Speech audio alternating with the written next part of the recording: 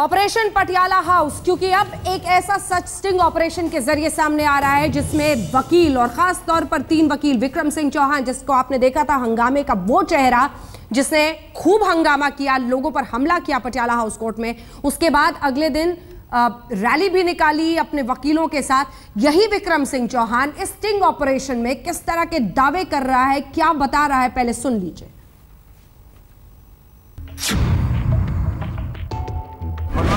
कोई दिक्कत नहीं, 3 घंटे मारा है, 3 घंटे। आपको? उसको? किसको? पत्रकार को? हाँ। कन्हैया को? मैं बोल भारत माता की जय। बोला उसने? बोला मैं छोड़ू नहीं, निकलने देता वहाँ से।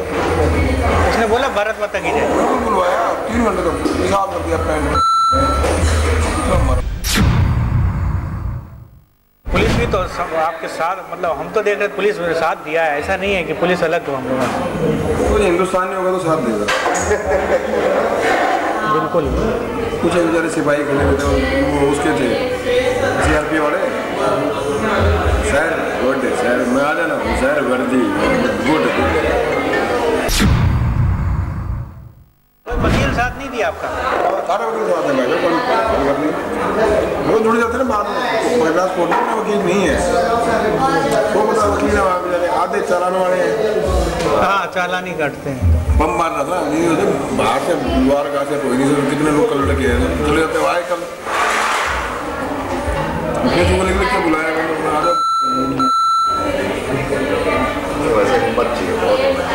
अभी फिर पेशी होगी उसकी जमानत के लिए, तब कुछ है प्रोग्राम तो हमें बुलाइए। जमानत नहीं होगी उसकी,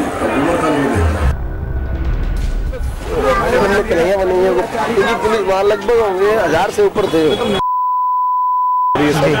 रोकने के लिए सब चीज़। लेकिन जो वहाँ के सच में उनका ये बयान है हर पुलिस वाले को, सर वर्दी नहीं पहनी होती ना, हम भी मारते हैं। पुलिस वालों ने कहा क्या कहा? ये वर्दी पहन रखी है सर, मजबूरी है, ड्यूटी करनी है, रोजगार चलाने तो हम भी मारते हैं। आपसे बात पहले से हो गई थी पुलिस वालों से? नहीं थी, हमने बाद में किया, जो कर रहे हो ठीक कर रहे हो, लेकिन हमें अपनी ड्यूटी करनी है, हमें कन्हैया को सुरक्षित पहुंचाना है। कन्हैया जब वहाँ पेश हुआ तो हमने 3 बार गिरा और बाहर हमने इतना मारा है कि पेशाब बंद नहीं नहीं, जब वो पेश होगा उस समय ऐसे ही कुछ मारेंगे हम, वही होगा कहना। कब पेट्रोल बम भी लेके आऊंगा मैं, मेरे पे देश कुछ भी मुकदमा लगे, मटर का भी लगेगा मैं जेल में छोड़ूंगा ना। एक नहीं, सब पे करेंगे सर। अभी मैं पेश नहीं हुआ हूँ, ओम शर्मा जी कल पेश होकर अपने जमानत लेके आ गए और मैं जेल जाऊँगा। मेरा वो आप पढ़ोगे तो बहुत सारी चीज़ें हैं, मेरा इंटरव्यू था तो मैंने कहा था कि मैं जो है मैं जेल जाऊँगा, अगर अरेस्ट हुआ तो मैं कन्हैया वाली सेल में जाना चाहता हूँ। अच्छा, वहीं जाके मारूंगा, सेल में जाके? हाँ, सेल में जाके मारूंगा, तो इसलिए वो चल रहा है। और मोस्ट प्रोबेबली मैं बोल नहीं करूंगा, मैं एक दिन के लिए जेल जाऊंगा। उसके लिए मैं आपको बताऊंगा, काला कोट पहन के मैं कहूँगा अपने 20 आदमी को ना मारना, हम साथ रहेंगे, क्या टेंशन है। ठीक है, काला कोट पहन के ना, व्हाइट शर्ट ब्लैक पैंट। ठीक है, हाँ तो है हमारे पास। हाँ बस, अरे है नहीं, खरीद लेना। तो ये चीज़ थी, हमने पत्रकार भी मारे, JNU के प्रोफेसर भी मारे, सब मारे। भाई देश में रहोगे, देश की बात करनी चाहिए, हमें इतना पता। तो ये था नहीं, अच्छा काम। उसके बाद कन्हैया आया, कन्हैया को चूंकि, और सच बताओ इंटरव्यू में पुलिस हमें फुल सपोर्ट कर रही है। 3 वकील और गंभीर दावे इनकी तरफ से, जिसमें ये कह रहे हैं कि बाकायदा कोर्ट परिसर में 3 बार गिरा और हमने बेतहाशा कन्हैया को पीटा वहां पर।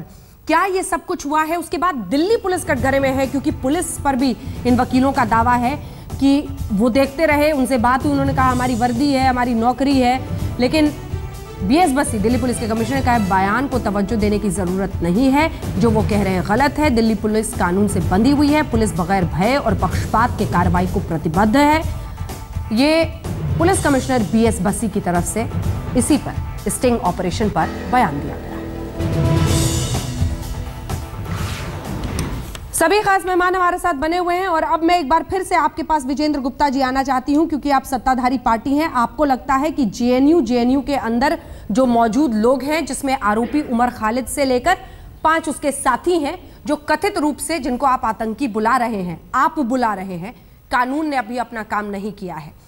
सवाल यह है कि आप इस मुद्दे पर जवाब देने से क्यों भाग रहे हैं? लोगों का ये सवाल है कि इतना वीडियो तो सामने है कि इन वकीलों ने मारपीट की है, महिला पत्रकारों पर पिटाई हमला किया है, इन सब के बीच इनके खिलाफ कार्रवाई करने में सरकार क्यों पीछे हट रही है? इसका एक जवाब दीजिए।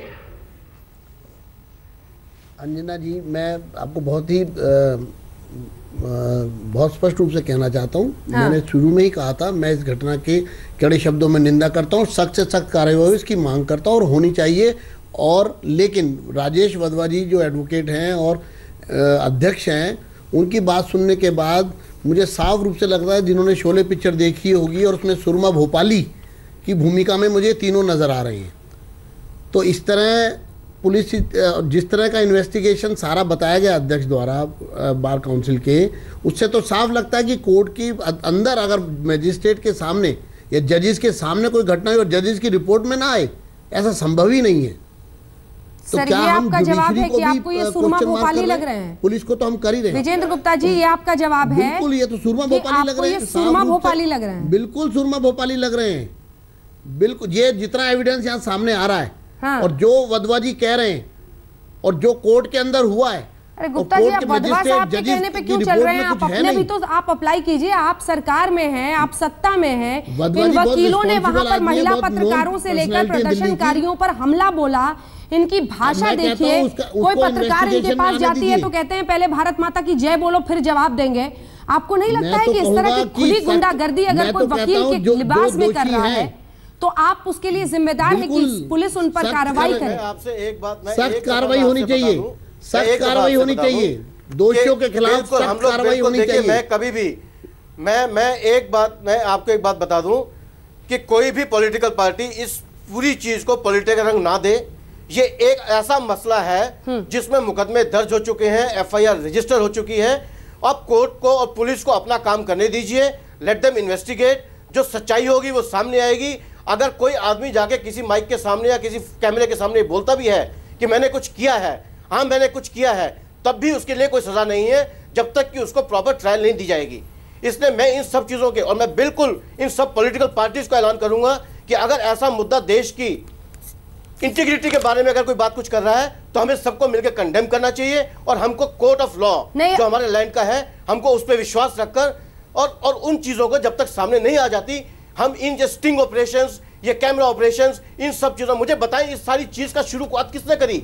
ये मीडिया ने शुरुआत करी, जो एक वधवा जी, मुझे लगता है फैक्ट्स की कमी आपकी दलीलों को बहुत ही कमजोर बना रही है। फैक्ट नंबर 1, दिल्ली पुलिस ने कन्हैया कुमार को गिरफ्तार किया। फैक्ट नंबर 2, अरे सुनिए साहब, अरे सुनिए, आपकी बेसब्री समझ से परे है, आपकी बेसब्री समझ से परे है। आप बने रहिए हमारे साथ, एक एक करके ऐसे फैक्ट्स आपको बताऊंगी जहां पर आपकी दलील खुद ही ध्वस्त हो जाएगी। साहब रुकिए, क्योंकि मनन मिश्रा इस वक्त अध्यक्ष बार काउंसिल के हमारे साथ फोन लाइन पर जुड़ रहे हैं। मनन मिश्रा जी, हमने ये स्टिंग ऑपरेशन दिखाया है और इसी के साथ वो सच्चाई भी देश के सामने है जहां वकीलों ने महिला पत्रकारों से लेकर प्रदर्शनकारियों पर खुले में हमला किया था। इस तरह के इनके दावे, क्या आपको नहीं लगता है कि बार काउंसिल को भी इसे नोट करना चाहिए? और अब वक्त है कि जितनी तत्परता अन्य जगहों पर दिखाई जा रही है, यहां पर भी तो कार्रवाई हो इन वकीलों के खिलाफ जो खुलकर कानून व्यवस्था को पूरी चुनौती दे रहे हैं।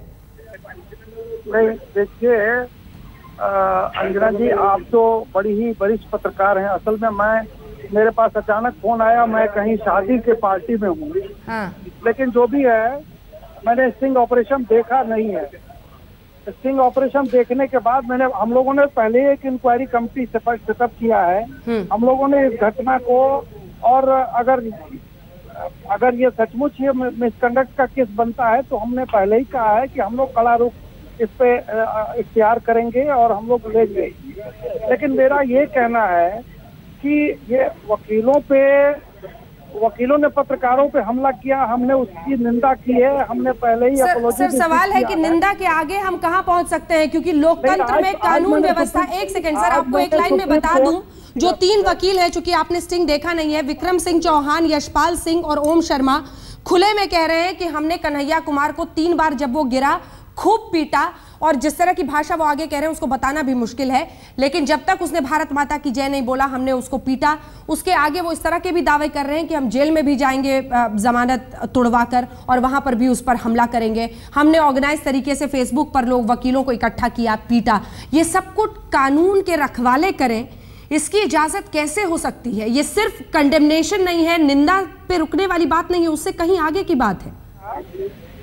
तो सुप्रीम कोर्ट से मैंने पूछा कि इंक्वायरी से हम लोग प्रोसीड करें, तो उन्होंने कहा कि नहीं अभी आप रुक जाइए, ऑलरेडी इसमें FIR दर्ज हुए हैं और ये पुलिस के रिपोर्ट्स कोर्ट के सामने हैं।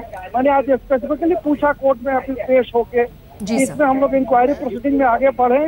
कोर्ट ने कहा कि अभी रुकिए, आगामी 10 मार्च को इसमें डेट पड़ा है, उसमें हम लोग जो भी हम लोग से बन पड़ेगा सख्त कार्रवाई करेंगे। लेकिन अब ये स्टिंग ऑपरेशन का क्या ये सचमुच जेन्युइन है नहीं जेन्युइन है, ये तो इंक्वायरी में ही पता चलेगा ना। बिल्कुल बिल्कुल नहीं, आपकी इस बात का हम सम्मान करते हैं। मनन मिश्रा जी हमारे साथ जुड़े हुए थे फोन लाइन पर, शुक्रिया आपका हमसे बातचीत करने के लिए। मनन मिश्रा जो कि बार काउंसिल के अध्यक्ष हैं, उन्होंने कहा है कि हमने सुप्रीम कोर्ट में आज खुद खड़े होकर यह सवाल पूछा कि क्या हमें जांच करनी चाहिए इन वकीलों के खिलाफ, तो हमें बताया गया कि कोर्ट में है और मार्च में ही 10 मार्च को इस पूरे मामले की सुनवाई है, तब तक वो इंतजार करना चाहते हैं। स्टिंग ऑपरेशन को कितनी गंभीरता से लिया जाता है इसका भी इंतजार रहेगा।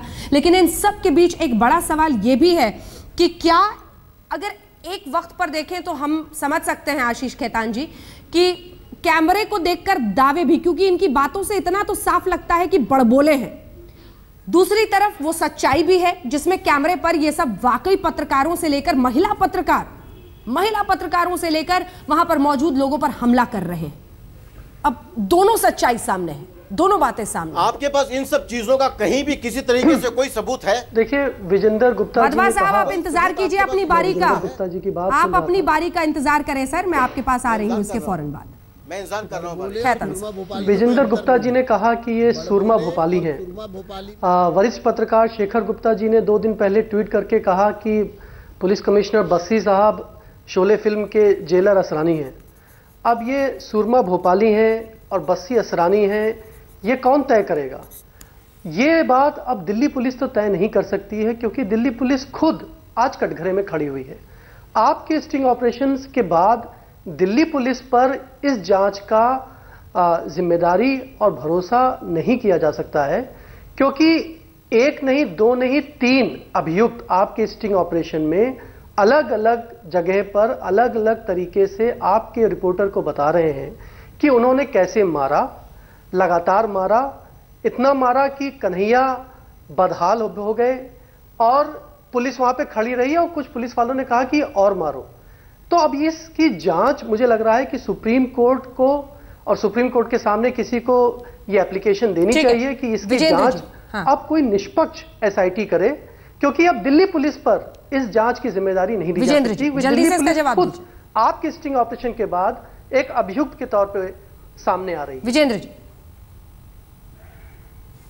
जी, मैं अंजना यही कहना चाहूंगा कि सुप्रीम कोर्ट चूंकि खुद ऑब्जर्व कर रहा है, कोर्ट खुद ऑब्जर्व कर रहा है और हमको पूरा अपनी अदालतों पर विश्वास है, निश्चित रूप से न्याय होगा, दूध का दूध और पानी का पानी होगा। और अंजना आपने खुद बड़बोले कहा और मैंने सुरमा भोपाली का, दोनों में कोई अंतर नहीं है, इसलिए इससे गंभीर मामला इस समय JNU में है और मुझे लगता है कि वहाँ पर सीरियसली वो सब हो रहा है जो नहीं होना चाहिए। और ये जो कुछ हुआ है ये इसके चूंकि एविडेंस कहीं नहीं है, इसलिए इसकी थॉरो इन्वेस्टिगेशन होनी चाहिए। फिर भी थॉरो इन्वेस्टिगेशन होनी चाहिए, मैं ये कहूँगा, चाहे वो बड़बोले हैं या क्या है, थॉरो इन्वेस्टिगेशन होनी चाहिए और दूध का दूध और पानी का पानी। वक्त की कमी है इसलिए 2 लाइन का बस मैं रिएक्शन लेना चाहती हूँ आपके पास। वाधवा जी लास्ट में आऊंगी। अमित जमी जी जल्दी से क्लोजिंग रिएक्शन 2 लाइन में सिर्फ सर। मुझे कन्हैया की लगता है कि कन्हैया की जान को जो है खतरा है और वो दिल्ली पुलिस की तहवील में वो महफूज नहीं है।